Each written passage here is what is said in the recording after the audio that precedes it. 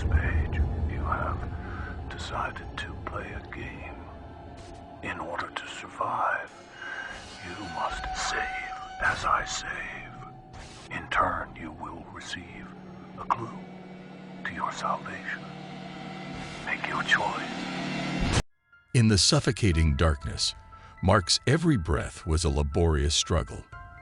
The air felt thick with the weight of despair, and the chilling realization of his situation settled in like an iron vise.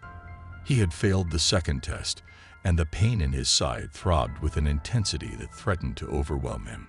The voice, now almost a presence in the room, whispered menacingly, "You thought you could escape suffering, Mark, but you underestimated the depths of your own desperation."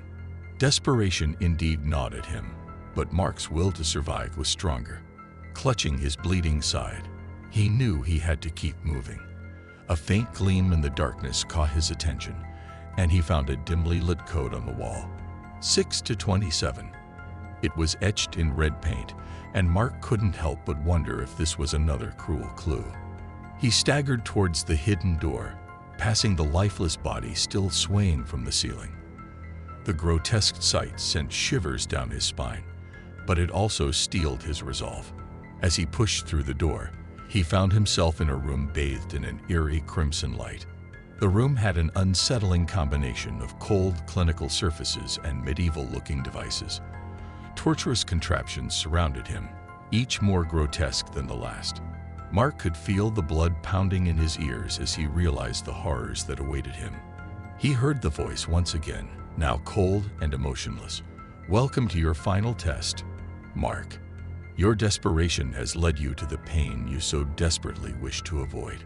Mark's mind raced, his instincts screaming at him to find a way out, but there seemed to be no escape. He glanced around, panic welling up as he saw a series of doors, each marked with a different number. The one that caught his attention was labeled 270. The voice continued, "Behind one of these doors is your escape. Behind another lies only more suffering. Choose wisely." Mark approached the door marked 270. It was his only hope, but as he turned the knob, it was locked. His heart sank, and he turned to the other doors, desperately searching for an alternative. With trembling hands, Mark selected a random door, praying for salvation. As he stepped inside, the room revealed a gruesome tableau of suffering. Strapped to a blood-soaked table was another captive, their anguished eyes pleading for mercy. Mark recoiled in horror, realizing that he had chosen the wrong door. The voice whispered cruelly, "You chose poorly, Mark. You've brought more pain upon yourself." Mark was forced to watch as the sinister machinery came to life, bringing agonizing torment to the unfortunate soul on the table. Their screams echoed in the chamber, a symphony of despair that seemed to go on for an eternity. The voice laughed, relishing in Mark's torment, as he was unable to avert his gaze from the grotesque scene. As the seconds turned to minutes, Mark's mind teetered on the brink of madness, trapped in a never-ending cycle of suffering and despair. But Mark's determination remained unbroken. He knew he had to find a way out of this gruesome nightmare, no matter how dark or twisted the path. As the tortured soul's cries continued to pierce his soul, he steeled himself for the next trial, vowing to overcome the horrors that lay ahead and to uncover the identity of his tormentor. Day 10 and room 270 were still mysterious pieces of this terrifying puzzle, but Mark refused to give up. Mark's heart pounded as he left the room of torment behind. The sickening sound of the tortured soul's cries still echoed in his ears, haunting his every step.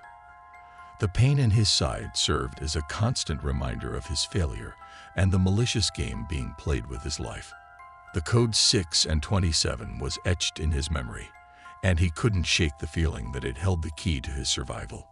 His body ached, but his determination to unravel the mystery and escape this nightmare surged within him. The next room was a macabre chamber of horrors, illuminated by the eerie crimson glow. Walls were adorned with instruments of torture, each more grotesque than the last. Chains, blades, and devices of unfathomable cruelty hung on the walls, their presence sending shivers down Mark's spine. The voice, colder and more menacing than ever, taunted him. "You've chosen to continue, Mark. A brave decision, considering the path you've walked." Mark scanned the room for clues, hoping to find a way out. In the center of the room, he spotted a ghastly contraption, a monstrous Iron Maiden with spikes that promised agonizing pain. Next to it was a cryptic message: "To escape, you must face your deepest fear." As Mark hesitated, the voice whispered, "Your deepest fear, Mark, is not the physical pain but the suffering of others. Choose your path wisely." With trepidation, Mark moved toward the Iron Maiden. He knew he had to confront his fear head-on. The cold, unforgiving metal loomed over him like a vengeful sentinel. As he entered, the Iron Maiden's spikes closed in on him, pressing against his flesh. The excruciating pain was unlike anything he had ever imagined, but Mark refused to scream. Blood trickled from his wounds, staining the spikes a deep crimson. Mark's vision blurred, and his strength waned. He felt as though he were teetering on the brink of death. The voice mocked him, reveling in his torment. But deep within the Iron Maiden, Mark discovered a hidden lever. Summoning his last reserves of strength, he pulled it. The spikes retracted, and he was released from his metallic prison. Gasping for breath, Mark staggered out of the Iron Maiden, his body mangled, but his spirit unbroken. The crimson light seemed to mock him, as he knew he was not free yet. The final test awaited. The room led him to yet another chamber, more grotesque and ominous than the last. He had come to understand that each test was a reflection of his own fears, a torment designed to break his spirit. This time, he was confronted with a choice that cut even deeper into his soul. Two doors stood before him. One was marked 6 and 27, and the other simply death. The voice hissed in his ear, "Make your choice, Mark. One door promises escape, the other, the ultimate suffering." He approached the door marked 6 and 27, remembering the code that had haunted him since the beginning. But doubt gnawed at him. Could this be another cruel trick? His hand wavered as he reached for the doorknob, but he steeled himself and turned it. The door creaked open, revealing a dimly lit corridor. Mark entered, his heart pounding, hoping that he had made the right choice this time. The corridor stretched into darkness, and Mark pressed on, determined to escape the sadistic games that had held him captive for far too long. As he ventured deeper into the corridor, he couldn't help but wonder what lay ahead. The voice, now silent, had promised another test. But Mark had come too far to turn back now, his mind aflame with the desire to uncover the truth and confront his tormentor, no matter the cost. The voice, more sinister than ever, returned, whispering in Mark's ear, "Welcome to the culmination of your journey, Mark. This is where it all ends." Mark knew there was no turning back. His resolve had carried him through the most horrifying trials, and he couldn't allow himself to falter now. The corridor led to another set of doors, but they were unlike the ones he had encountered before. Instead of labels, they were adorned with ghastly images depicting various forms of gruesome death. The voice taunted him, "You've come so far, Mark. Now you must face your ultimate fear, your own demise." Mark's heart raced as he tried to decipher the morbid symbolism on the doors. The choice before him was the most terrifying yet, each door promising a gruesome end. His hand trembled as he reached for one of them, and with a deep breath, he chose the door adorned with an image of a sprawling carnivorous beast. As he pushed the door open, the room beyond revealed itself to be a pit, a gaping maw filled with sharp, serrated blades and an unimaginable darkness.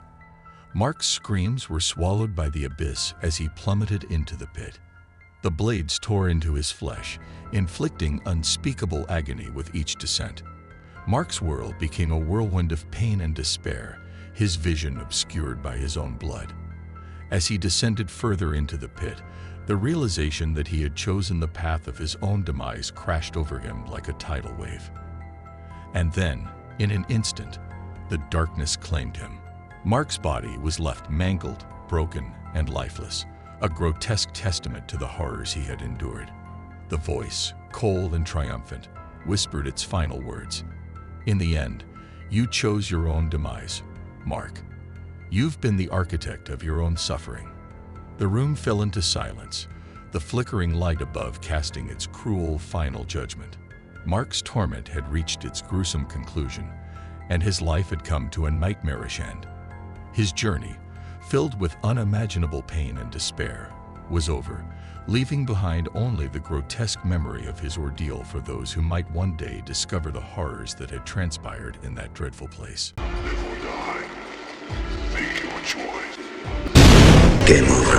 That's rules were clear. You were warned. You failed your final test.